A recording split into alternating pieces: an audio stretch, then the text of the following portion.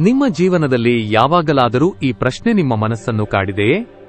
ನಾನು ಇಷ್ಟು ಪ್ರಯತ್ನ ಮಾಡುತ್ತಿದ್ದೇನೆ, ಆದರೂ ನನ್ನ ಜೀವನದಲ್ಲಿ ಏಕೆ ಯಾವುದೇ ದೊಡ್ಡ ಬದಲಾವಣೆ ಕಾಣಿಸುತ್ತಿಲ್ಲ ಎಂದು.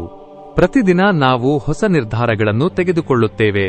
ಇಂದಿನಿಂದ ನಾನು ಬದಲಾಗುತ್ತೇನೆ, ಇನ್ನು ಮುಂದೆ ನಾನು ಶಿಸ್ತಿನಿಂದ ನಡೆಯುತ್ತೇನೆ, ನನ್ನ ಜೀವನವನ್ನು ನಾನು ನಿರ್ಮಿಸುತ್ತೇನೆ ಎಂದು ನಮಗೆ ನಾವು ಮಾತು ಕೊಡುತ್ತೇವೆ. ಆದರೆ ಕೆಲವೇ ದಿನಗಳಲ್ಲಿ ಆ ಉತ್ಸಾಹ ಕಡಿಮೆಯಾಗುತ್ತದೆ. ಮತ್ತೆ ನಾವು ಹಳೆಯ ಅಭ್ಯಾಸಗಳಲ್ಲಿ ಸಿಲುಕುತ್ತೇವೆ. ಈ ಅನುಭವ ನಿಮಗೆ ಮಾತ್ರವಲ್ಲ, ಇದು ಇಂದು ಸಾವಿರಾರು ಜನರ ಜೀವನದಲ್ಲಿ ನಡೆಯುತ್ತಿರುವ ಒಂದು ಮೌನ ಹೋರಾಟ. ಹೊರಗಿನಿಂದ ನೋಡಿದರೆ ಎಲ್ಲವೂ ಸರಿಯಾಗಿದೆ ಎಂಬಂತೆ ಕಾಣುತ್ತದೆ, ಆದರೆ ಒಳಗೆ ನಿರಾಸೆ, ಗೊಂದಲ, ಅಸಮಾಧಾನ ತುಂಬಿರುತ್ತದೆ. ನಾವು ದೊಡ್ಡ ಕನಸುಗಳನ್ನು ಕಾಣುತ್ತೇವೆ, ಆದರೆ ಆ ಕನಸುಗಳಿಗೆ ತಕ್ಕ ರೀತಿಯಲ್ಲಿ ನಾವು ಬದುಕುವುದಿಲ್ಲ. ನಾವು ಯಶಸ್ಸನ್ನು ಬಯಸುತ್ತೇವೆ, ಆದರೆ ಅದರ ಬೆಲೆ ಕೊಡುವ ಸಿದ್ಧತೆ ನಮ್ಮಲ್ಲಿ ಇಲ್ಲ. ಆರಾಮವನ್ನು ಬಿಡಲು ಮನಸ್ಸಿಲ್ಲ.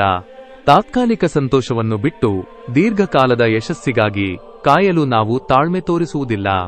ಸಮಯ ಇಲ್ಲ ಎಂದು ನಾವು ಹಲವಾರು ಬಾರಿ ಹೇಳುತ್ತೇವೆ, ಆದರೆ ನಾವು ನಮ್ಮ ಸಮಯವನ್ನು ಎಲ್ಲಿ ವ್ಯರ್ಥ ಮಾಡುತ್ತಿದ್ದೇವೆ ಎಂಬುದನ್ನು ಗಮನಿಸುವುದಿಲ್ಲ.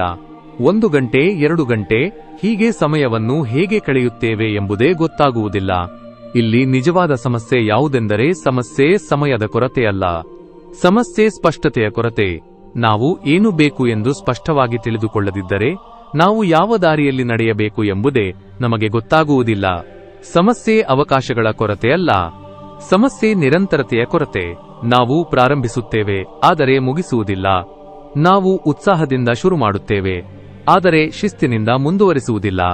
ನಮ್ಮ ಮನಸ್ಸು ನಮಗೆ ಪ್ರತಿದಿನ ಒಂದು ಕಥೆಯನ್ನು ಹೇಳುತ್ತದೆ.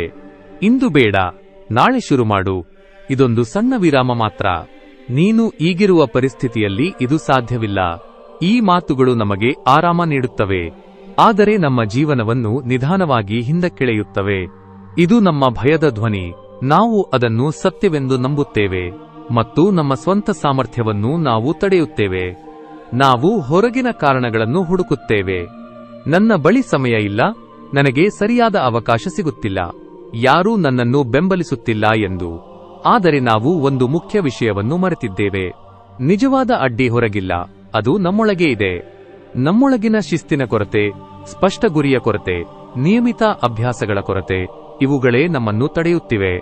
ಆದ್ದರಿಂದ ಕಠಿಣವಾದರೂ ಸತ್ಯವಾದ ವಿಷಯವನ್ನು ನಾವು ಒಪ್ಪಿಕೊಳ್ಳಬೇಕು.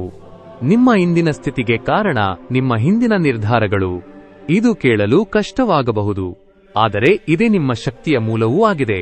ಏಕೆಂದರೆ ನೀವು ತೆಗೆದುಕೊಂಡ ನಿರ್ಧಾರಗಳು ನಿಮ್ಮನ್ನು ಈ ಮಟ್ಟಕ್ಕೆ ತಂದಿದ್ದರೆ, ನೀವು ತೆಗೆದುಕೊಳ್ಳುವ ಹೊಸ ನಿರ್ಧಾರಗಳು ನಿಮ್ಮ ಜೀವನವನ್ನು ಇನ್ನಷ್ಟು ಉತ್ತಮವಾಗಿ ರೂಪಿಸಬಹುದು. ಆದರೆ ಇಲ್ಲಿ ಒಂದು ಮಹತ್ವದ ಪ್ರಶ್ನೆ ಇದೆ. ನೀವು ನಿಜವಾಗಿಯೂ ಬದಲಾವಣೆಯನ್ನು ಬಯಸುತ್ತೀರಾ ಅಥವಾ ಕೇವಲ ಅದರ ಬಗ್ಗೆ ಯೋಚಿಸುತ್ತೀರಾ?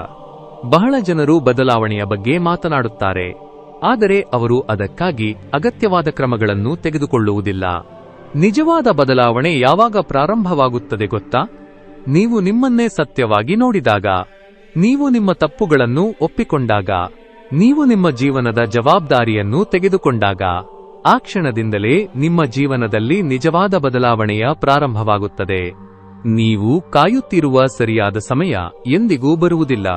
ನೀವು ಹುಡುಕುತ್ತಿರುವ ಸರಿಯಾದ ಅವಕಾಶ ನಿಮ್ಮ ಬಳಿ ಈಗಲೇ ಇದೆ, ಆದರೆ ನೀವು ಅದನ್ನು ಗುರುತಿಸಬೇಕಾಗಿದೆ. ನೀವು ನಿಮ್ಮ ಮನಸ್ಸಿನ ಧ್ವನಿಯನ್ನು ಮೀರಿ ಕ್ರಮ ಕೈಗೊಳ್ಳಬೇಕಾಗಿದೆ. ಈ ಎಲ್ಲ ಪ್ರಶ್ನೆಗಳು, ಈ ಎಲ್ಲಾ ಗೊಂದಲಗಳು ಒಂದು ದೊಡ್ಡ ಸತ್ಯದ ಕಡೆ ನಮ್ಮನ್ನು ಕರೆದೊಯ್ಯುತ್ತವೆ.